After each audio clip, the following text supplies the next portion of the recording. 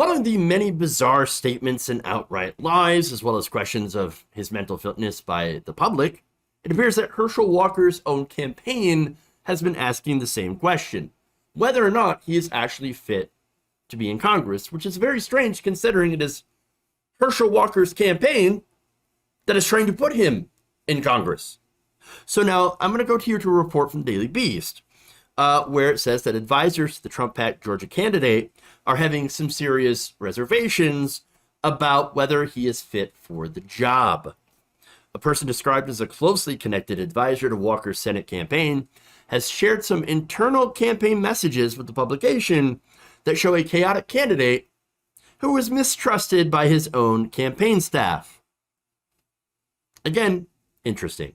That advisor, who is remaining anonymous, tells the Daily Beast that Walker tells lies, quote, like he is breathing, and further said he has lied so much that we don't know what's true.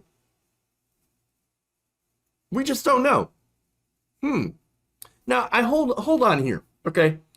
I thought when it came to Republicans, that's not a bug, it's a feature, the lying, the consistent lying. Again, we had a president who lied 3,000 times.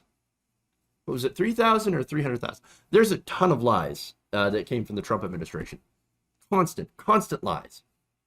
And so now you're going to have a problem with somebody lying? Weird. Okay, but anyway, maybe it's because some of the lies from Walker are just incredibly embarrassing as soon as you start shining light on them. Now, the advisor came forward with the messages after the Daily Beast reported on the multiple, 30,000 lies. Thank you. You know what? It was somewhere in between, and I forgot to add or take away a zero. But those advisors, by the way, had come forward with the messages after the multiple undisclosed children that Walker had. I remember reporting on that. According to the advisor, Walker lied to his own staff about his own children, which led the campaign to put out claims about them that were later shown to be false. So you know what's interesting about this, and why it's embarrassing Republicans, which normally do not get embarrassed easily about hypocrisy. Well, it's because, and I think this is because it has to do with the fact that he's a minority. He was the minority that was tapped by Republicans to talk bad about other minorities. I mean, why else? What other role do minorities play in right-wing politics? They're specifically tapped and hired and found to go and criticize black people or whatever group that they belong into. Okay? That's what this was about. So now, one of the things that we've known from Republicans is that they love to get black men to say things about other black men like, oh, it's the culture. It's rap music. Where are the fathers? It's the culture. It's the culture. See, no, the problem, and I could see O'Reilly saying this because he probably already has. It's not the carceral state. It's not poverty. It's not the lack of opportunity. No, it's black culture. It's black culture. Black culture, understand, to them is inferior, and that's why there are no fathers. And why there's so much crime, it's because their culture is bad. And obviously, since it's their culture, it's a cultural problem, that means we shouldn't spend government resources in order to help lift them up, because it wouldn't do any good, because it wouldn't change their culture. That's how the racist right wing feels about black people. And so when they find a black person that is willing to say those things to help white supremacy, they're like, yes, oh, we love it so much. Because normally, honestly, people like Candace Owens, for example, are in on the grift.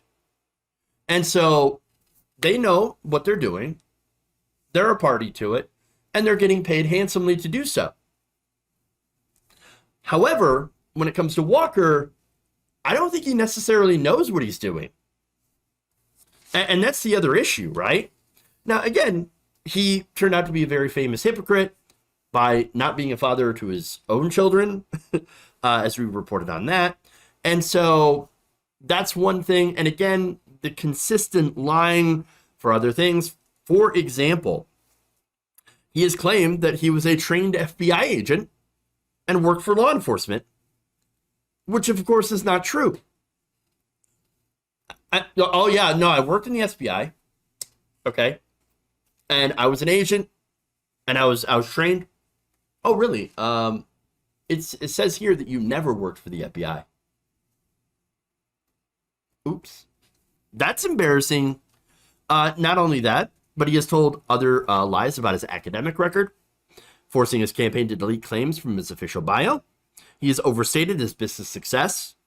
He's also taken credit for founding a veterans support program, again, which he did not. And he also claimed that former President Donald Trump has never said the 2020 election was stolen, even though there is pretty much at this point hours of videotape showing otherwise. So this guy is out there telling the most preposterous lies. And of course, easily debunked lies.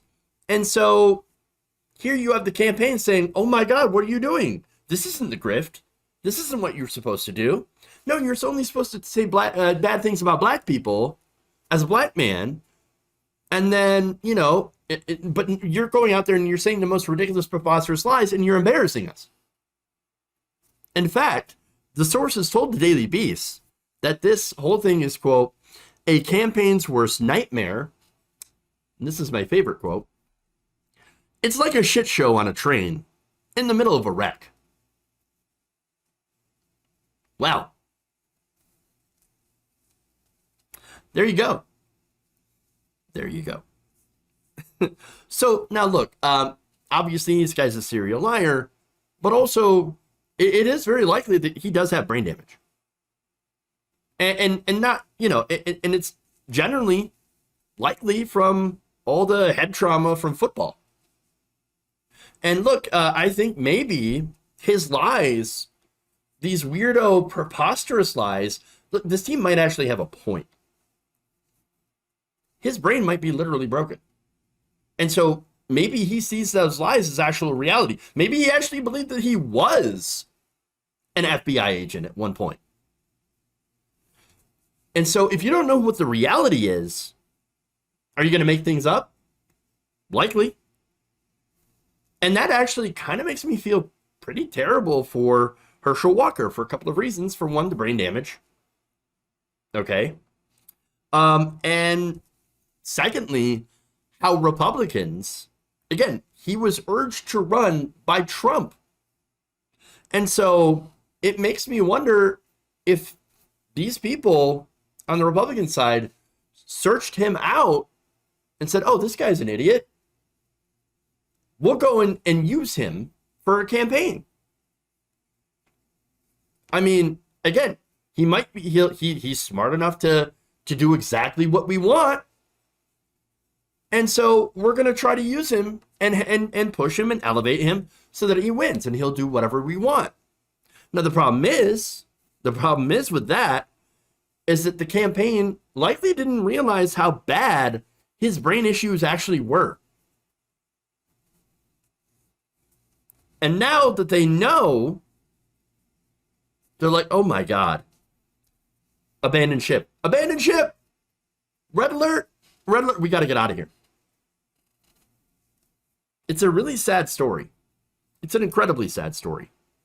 Again, regardless of his, of the fact that, if he's actually mentally unfit or not, or just a serial liar, and I can't make that determination. I'm not a doctor. But what I am sure of 100% is that he has no place in a position of power.